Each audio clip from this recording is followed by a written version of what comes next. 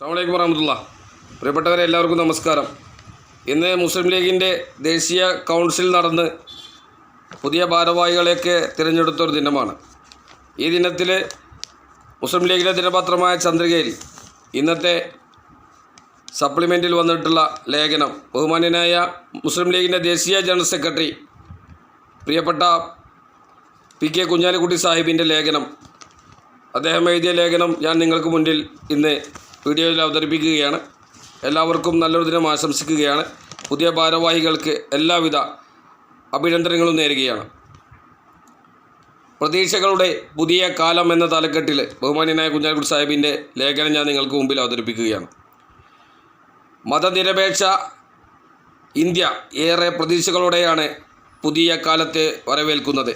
എല്ലാ വിഭാഗം ജനങ്ങളെയും ചേർത്ത് പിടിച്ചും വിഭവങ്ങളുടെ വിതരണത്തിൽ നീതി പുലർത്തിയുമാണ് ഒരു രാജ്യം അതിൻ്റെ ദൗത്യം നിർവഹിക്കേണ്ടത്. ജനാധിപത്യവും അർത്ഥവത്താകുന്നതും അപ്പോഴാണ് എന്നുള്ളത് നമ്മൾ മനസ്സിലാക്കണം. ജാതി സെൻസസ് നടത്തണമെന്ന ഇന്ത്യ മുന്നണിയുടെ ആവശ്യം ഈ ദൗത്യം നിർവഹിക്കുന്നതിൻ്റെ ഭാഗമായിരുന്നു. എല്ലായ്പ്പോഴും ഈ ആവശ്യത്തെ എതിർത്തിരുന്ന കേന്ദ്ര സർക്കാർ ബീഹാർ തിരഞ്ഞെടുപ്പ് മുന്നിൽ കണ്ട് ഗത്യന്തരമില്ലാതെയാണെങ്കിലും ഇക്കാര്യം അംഗീകരിക്കുകയുണ്ടായി. സാമൂഹ്യനീതി ഉറപ്പാക്കാൻ ജാതി സെൻസസ് വേണം എന്നാണ് ഇന്ത്യ മുന്നണി ആവശ്യപ്പെട്ടത്. എത്രയൊക്കെ പുറംതിരിഞ്ഞു നിന്നാലും ആ ആവശ്യം ന്യായമായിരുന്നു എന്നത് കേന്ദ്ര സർക്കാർ തന്നെ സമ്മതിച്ചിരിക്കുന്നു.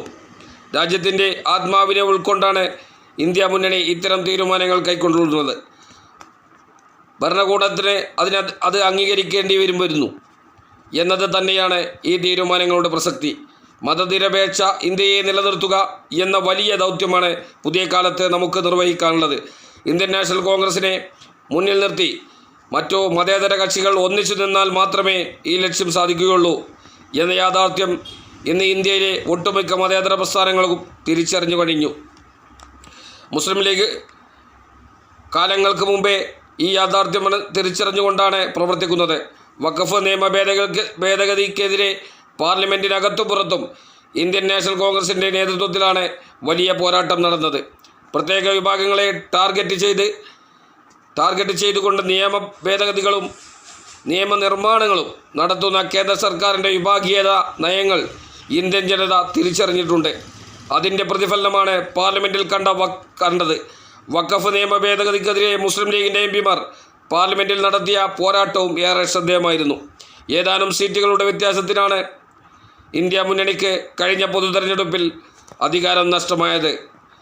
രാജ്യം വർഗീയതക്കും വിഭാഗീയതക്കും എതിരാണെന്ന് തെളിയിച്ച തെരഞ്ഞെടുപ്പായിരുന്നു അത്. രാജ്യത്തിൻ്റെ ആത്മാവ് മതനിരപേക്ഷതയാണെന്ന് തിരിച്ചറിഞ്ഞ തെരഞ്ഞെടുപ്പ്. ഇന്ത്യയുടെ ആത്മാവിനെ തിരിച്ചുപിടിക്കാനുള്ള വലിയ ഉത്തരവാദിത്വമാണ് ഇന്ത്യ മുന്നണിക്കുള്ളത്. ഇന്ത്യൻ യൂണിയൻ മുസ്ലിം ലീഗ് ഇന്ത്യ മുന്നണിയുടെ സഖ്യകക്ഷികളിൽ പ്രധാന സ്ഥാനം അലങ്കരിക്കുന്ന പാർട്ടിയാണ്. മുസ്ലിം ലീഗിൻ്റെ സാന്നിധ്യത്തെയും നയനിലപാടുകളെയും ഇന്ത്യ മുന്നണിയുടെ നേതാക്കൾ വിലമതിക്കുന്നു.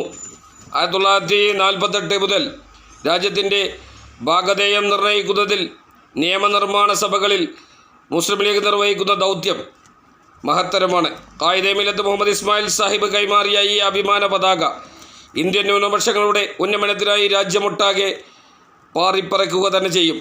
സ്ഥാപക നേതാവ് ഖായിദെ മില്ലത്തിൻ്റെ നാമധേയത്തിലാണ് മുസ്ലിം ലീഗിൻ്റെ ദേശീയ ആസ്ഥാന മന്ദിരം ന്യൂഡൽഹിയിൽ ഉയരുന്നത്. മുസ്ലിം ലീഗിൻ്റെ സാംസ്കാരികവും രാഷ്ട്രീയവുമായ സന്ദേശം ഇന്ത്യയുടെ വിവിധ പ്രദേശങ്ങളിലേക്ക് കൈമാറുന്നതിനുള്ള ആസ്ഥാനം എന്ന നിലയിൽ ഖായിദെ മില്ലത്ത് സെൻറ്റർ പ്രവർത്തിക്കും. മുസ്ലിം ലീഗിൻ്റെ പ്ലാറ്റിനം ജൂബിലി ആഘോഷങ്ങളുടെ ഭാഗമായാണ് ഖായിദെ മില്ലത്ത് സെൻറ്റർ പ്രഖ്യാപനം നടന്നത്. ആവേശത്തോടെ പ്രവർത്തകർ അത് ഏറ്റെടുത്തു. അഭിമാനപൂർവ്വം സെൻറ്റർ യാഥാർത്ഥ്യമാക്കാൻ നമുക്ക് സാധിച്ചു.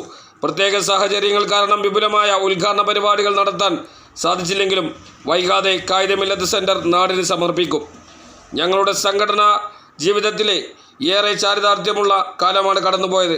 ദേശീയ political advisory committee chairman Panakkad Sayyid Sadiq Ali Shihab തങ്ങളുടെയും ദേശീയ പ്രസിഡന്റ് പ്രൊഫസർ ഖാദർ മൊയ്തീൻ സാഹിബിൻ്റെയും പ്രിയപ്പെട്ട ഭാരവാഹികളുടെയും പിന്തുണയും സഹകരണവും ഇന്ത്യൻ യൂണിയൻ മുസ്ലിം ലീഗിൻ്റെ ജനറൽ സെക്രട്ടറി എന്ന നിലയിൽ പ്രവർത്തനത്തിന് ഏറെ സഹായകമായി. മുസ്ലിം ലീഗിൻ്റെ പ്ലാറ്റിനം ജൂബിലി മഹാസമ്മേളനം ഈ കാലയളവിലാണ് നടന്നത്.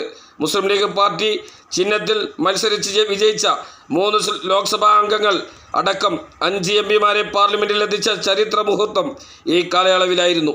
പ്രതിസന്ധി ഘട്ടങ്ങളിൽ ഇരു സഭകളിലും എംപിമാർക്ക് രാജ്യം ശ്രദ്ധിക്കുന്ന തരത്തിൽ ശ്രദ്ധേയമായ പോരാട്ടം നടത്തുവാൻ സാധിച്ചു. രാജ്യത്തെ മുസ്ലിം ലീഗ് പ്രവർത്തകരുടെ ചിരകാലാഭിലാഷമായ ദേശീയ ആസ്ഥാന മന്ദിരം യാഥാർത്ഥ്യമാക്കാൻ സാധിച്ചത് വലിയ കാര്യമാണ്.